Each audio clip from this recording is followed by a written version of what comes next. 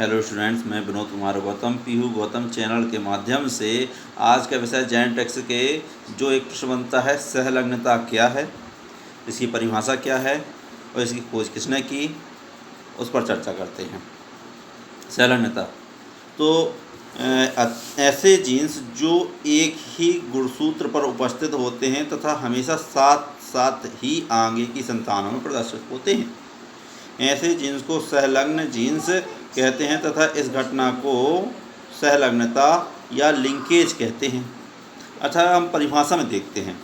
सहलग्नता दो या दो से अधिक जीन्स की वह प्रवृत्ति या टेंडेंसी होती है जिसके कारण वे आनुवंशिक संचरण के समय एक साथ रहते हैं। यानी मान लो गुणसूत्र पर दो जीन्स पास पास स्थित हैं तो वे एक पीढ़ी से दूसरी पीढ़ी में जाते हैं तो साथ साथ पहुँचते हैं। ऐसे कई जीन्स होते हैं।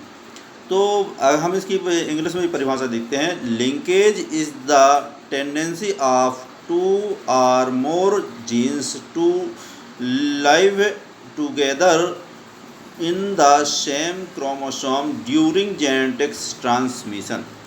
यानी दो या दो से अधिक जीन्स की भी वह प्रवृत्ति जिसके कारण वे आनुवंशिक संचरण के समय एक साथ रहते हैं। इसकी खोज जो है बैटसन और पुनेट ने 1905 में लेथाइरस ओडोरेटस में यह पाया कि कुछ जीन सदैव साथ साथ वंशागति दर्शाते हैं, जैसे कि वे आपस में जुड़े या लिंक्ड हों। मॉर्गन ने ड्रोसोफिला एक मक्खी होती है में इन घटनाओं को देखा। इसमें एक ही गुणसूत्र पर स्थित सभी जीन एक सहलग्न समूह बनाते हैं, यानी लिंकेज ग्रुप बनाते हैं। इनमें स्वतंत्र अभिवन नहीं होता है। लक्षणों का स्वतंत्र अभिवन असमजात गुणसूत्र यानी नॉन होमोलोगस क्रोमोसोम के स्वतंत्र अभिवन के कारण होता है, और यह स्वतंत्र अभिवन तभी संभव होगा जब दो जीन अलग अलग गुणसूत्र पर स्थित हों। किंतु यदि एक ही गुणसूत्र पर अनेक जीन्स स्थित हों तब स्वतंत्र अभिवन सिद्ध नहीं हो सकता। यानी एक ही जीन्स पर अगर गुणसूत्र पाए जाते हैं तो वो स्वतंत्र नहीं हो सकते।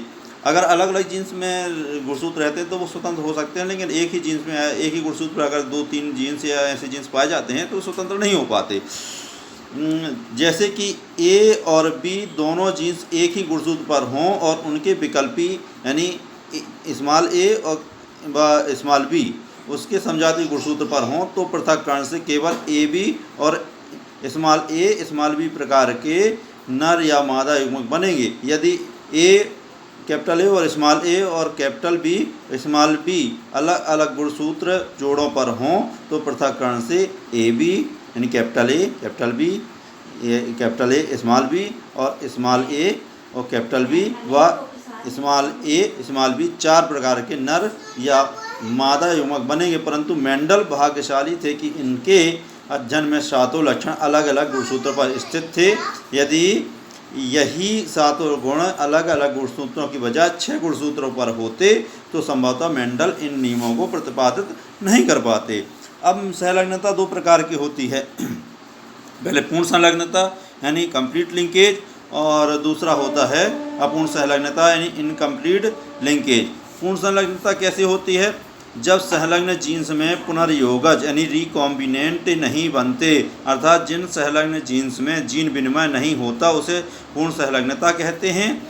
यह ऐसे जीन्स के बीच पाया जाता है जो कि एक ही गुणसूत्र पर अत्यधिक पास पास उपस्थित होते हैं, जिसके कारण उनके बीच जीन विनिमय की क्रिया नहीं हो पाती। इस प्रकार की सहलग्नता बहुत कम पाई जाती है तथा इसका अध्ययन नर ड्रोसोफिला के कुछ लक्षणों के लिए ही किया जाता है। इसमें मॉर्गन ने 1915 में नर ड्रोसोफिला में कुछ लक्षणों के लिए पूर्ण सहलग्नता का अध्ययन किया। उन्होंने अपने प्रयोगों में भूरे रंग एवं लंबे पंखों वाली ड्रोसोफिला का संकरण काले रंग एवं अवशेषी पंखों वाली ड्रोसोफिला से कराया, तो उन्होंने F1 पीढ़ी में भूरे रंग एवं लंबे पंख वाली ड्रोसोफिला की संतानें प्राप्त की। जब F1 नर संकर का सहयुग्मजी अप्रभावी मादा के साथ परीक्षण संकरण कराया जाता है तो उनसे उत्पन्न संतानों में पुनर्योगज प्राप्त नहीं होते, अर्थात सभी संतानें मात्र प्रकार की होती हैं। जो भूरे रंग एवं लंबे पंखों तथा काले रंग एवं अवशेषी पंखों के लक्षण 1:1 द्वारा प्रदर्शित करती हैं। तो इस संकरण से स्पष्ट है कि नर में दो जीन्स बीच जीन विनिमय नहीं होता, जिसके कारण F1 पीढ़ी में केवल मात्र संयोजन की ही संतानें उत्पन्न होती है, जैसा कि उपरोक्त संकरण में दिखाया गया है। अपूर्ण संलग्नता इनकम्प्लीट लिंकेज, जब संलग्न जीन्स में कुछ पुनर्योगज बन जाते हैं अर्थात कुछ विनिमय हो जाता है तो उसे अपूर्ण संलग्नता कहते हैं। इस प्रकार की संलग्नताएं ऐसे जीन्स के बीच पाई जाती है जो कि एक ही प्रकार के गुणसूत्र पर दूर दूर उपस्थित होते हैं। जीन विनिमय के समय उनके अलग अलग होने की उम्मीद होती है। इस प्रकार के जीन अपूर्ण संलग्न जीन कहलाते हैं तथा उनकी वंशागत की यह दशा अपूर्ण संलग्नता कहलाती है। अतः हमें ये चीज़ें संलग्नता के बारे में हमने अध्ययन किया और इस वीडियो को ज़्यादा से ज़्यादा शेयर करें, लाइक करें और सब्सक्राइब करें हमारे चैनल को। धन्यवाद।